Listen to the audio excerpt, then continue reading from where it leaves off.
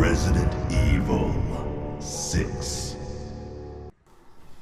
Hello there, Sir from 17 once again, introducing you to my Resident Evil 6 Professional Difficulty video walkthrough.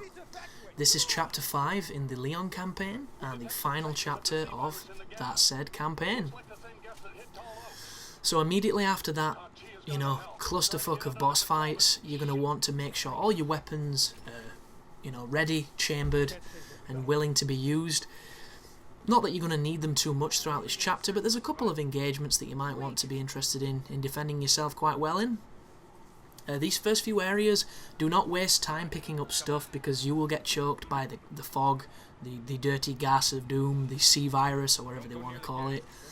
And the cutscene for you getting infected lasts a little bit too long for my taste because Leon gets turns into a green-faced dude. He gets some, really weird shaders on his face, and that's about it. It's not cool, it's not interesting, and a lot of the times his head clips through the floor, so I'm not too sure why they dwell on it so long. This section here, you want to run around the room, collect as much stuff as you can really quickly, because the window will go through, and you will choke. But what happens here is, I believe it's on a timer, so when I move forward, the window goes through, because I wasted so much time. And if you're wondering what I was doing in my menu just then, is there's a red herb in this room, and I was making sure I could, if I had a green, or if I could make space for it, but I already have a red, so it's kind of pointless.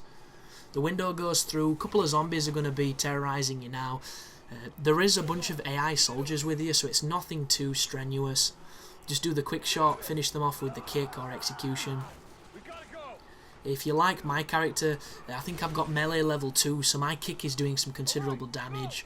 You can just kite them if you're not interested, you don't have to fight, save as much ammo as you can for the boss type deal, which I don't think anybody would blame you because the bosses on this game are wow, did that guy just run through the geometry? What a boss. But yeah, the bosses on this game do sponge a lot of damage. This section right here, you can either throw a grenade, or you can drop a remote bomb to take them out. There's another sequence coming up where the corridor looks empty and about 10 zombies are going to bum rush you. Completely forgot it was going to happen. Didn't use a remote bomb, but if I did, it would have killed them all very easily. And I will warn you before it comes up so you guys know to do it. I just couldn't remember this section all that well. I knew there was stuff to shoot, but I wasn't too clear on what. Like, right here, you don't have to kill anybody on this sequence, you can just get the AI to open the door.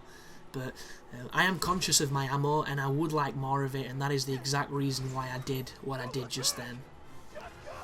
This sequence coming up completely misses the mark. You get in a car, and it does a Stephen King's The Mist, where it tries to make it feel all suspenseful as you drive through a dead city when there's fog and you can't see, but it just really doesn't work, doesn't get the emotion, so I've just completely trimmed it out. This is the sequence from the beginning, this is the tutorial section, and either Leon's got dementia, or it's completely different to the first time you went through. Very strange how they decided to do this, kind of like Killzone 3 if you played it, where the start was a tutorial and then when you did it again, completely different sequence. Really interesting storytelling mechanic, not too sure I'm a big fan of it, but this next area is completely skippable. You can just run down the alley that you previously dragged Helena down, and I do get into a couple of scraps coming up where you can probably run past zombies, but it's all conscious. I did it on purpose so that I could try and get a little bit more ammo, because all this level really is a chain link of bosses that take far too much punishment. And right there you'll notice I picked up some Magnum rounds, so that is a good piece of loot, because the more Magnum rounds the more better. It's definitely going to help you out. So yeah, Helena's magically healed for this section, so it can definitely be done much quicker, you don't have to drag her. This dude is here, you don't get a fancy cutscene, he just kind of flails his arms a bit, and he is armoured, so he will take a little bit more hammer, but luckily enough, he's one of the zombies that you can do the KO to, because he does have a weapon. Oh, that was a counter, didn't mean to do that, meant to kick him, but it's all good. And this guy takes a beating until I do the wrestling move that Don't know if anybody else noticed, this game is so full of wrestling moves. Anyone would think that the combat director was Roddy Piper, because everybody does a fucking wrestling move. It's ridiculous. Is wrestling suddenly really effective against zombies? Did I miss a memo? I don't get it. really, really strange. But I'm using this moment right now to test so that I've got everything, you know, equipped. I'm trying to find some space so that I can pick some more stuff up, and my logic here is if I can pick the pistol bullets up, I can chamber them in the gun, so I free up a space to pick up what I drop. But you can't drop on this game. I know, a Resident Evil game where you can't drop an item. What the fuck were they thinking? But just really strange. So I end up dancing around the fact that I want to combine the green and the red herb, and there might be a way to do it by combining what's in your inventory with what you're looking at, but you know, the manual's a page long and it tells you how not to catch epilepsy, which is actually not a catchable disease. But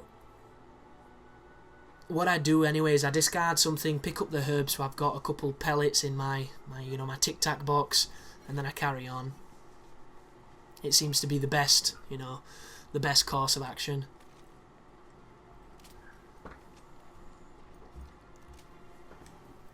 But I am curious about the people that legitimately like this game. What were the things that you liked about it? Because a lot of the reviews said if you squint your eyes when you play this game, it almost looks like you're playing a next-gen console. And I'm sorry guys, but some of these fucking textures, if you squint your eyes, it looks like you're playing a PS1 game. I don't know what those, you know, reviews were speaking of. And the problem... Oh, this is the section, people. If you put a remote mine at the top of these stairs, this will not happen. Look at it, something out of Walking Dead, this bullshit. And I put myself in a bad situation because I go to throw a grenade and I think it hits Helena. Yeah, it does. Thanks, Helena, you fucking bitch.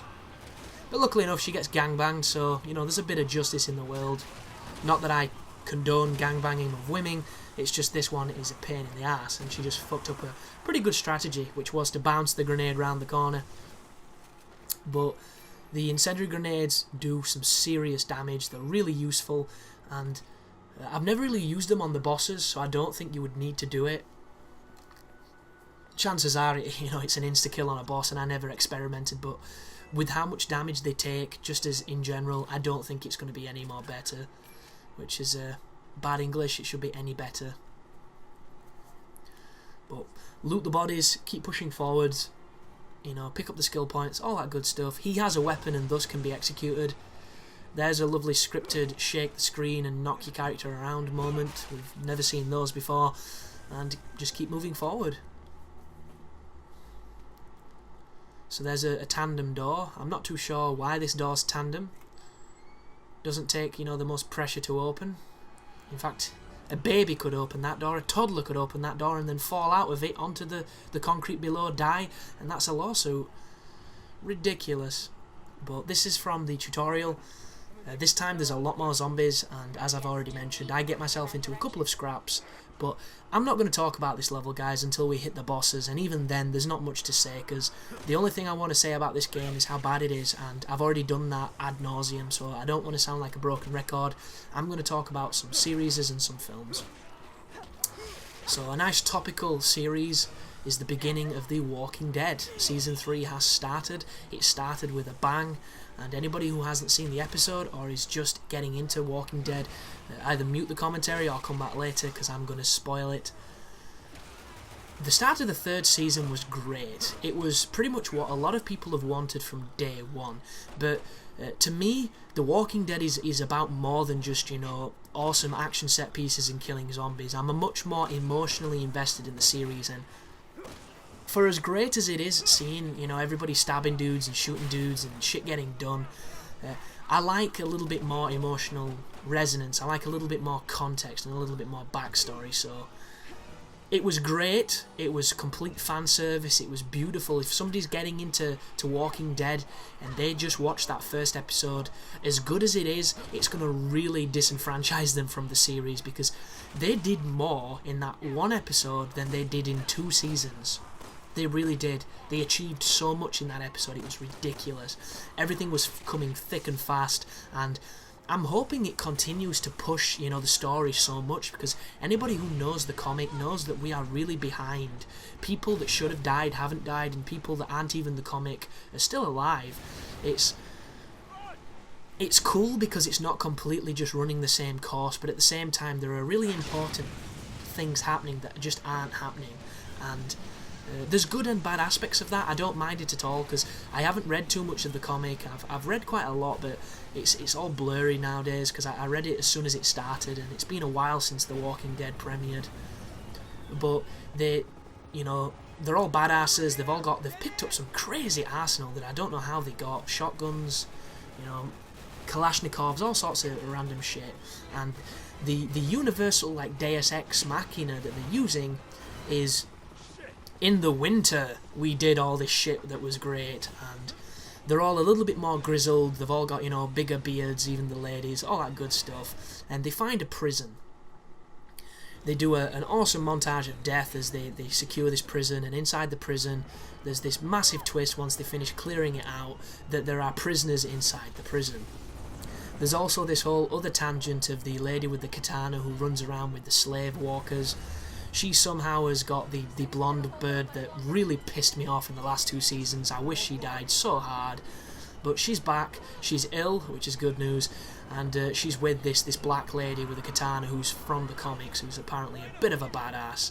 So, things are moving fast, it's developing, and the episode ended with the twist, but at the same time there's also, there's some interesting shifts in the economy of the people, and this little ecosystem that they've got going, because Rick has now taken over as Shane 2.0, so he's like, no nonsense, don't question me, I'm going to kill you if I have to type deal, which I'm a little bit disappointed with, because at the end of the 2nd season, Rick kind of turned into Shane immediately. There wasn't a transition, it was just, like, fuck me and I'll fuck you back attitude, which, in the events that have happened, it makes a lot of sense, but I kind of preferred the turmoil to Rick instead of it just being, this super grizzled guy.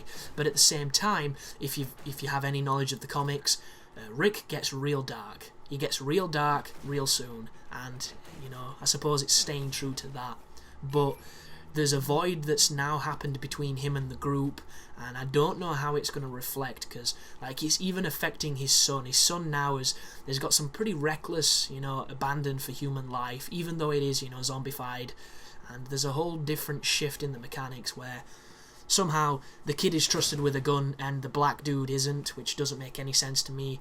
And at the same time, the way that they're portraying it, the kid's almost more useful than a lot of the other members of the team, so it's got this really strange, I'm not going to say dichotomy because there's far too many systems happening, but it's an interesting and intricate balance that they're definitely exploring in the 2nd episode, which I'm going to talk about once we get into the boss fight, because the boss fight takes forever, guys, it really fucking does. Thanks for watching, you take care now.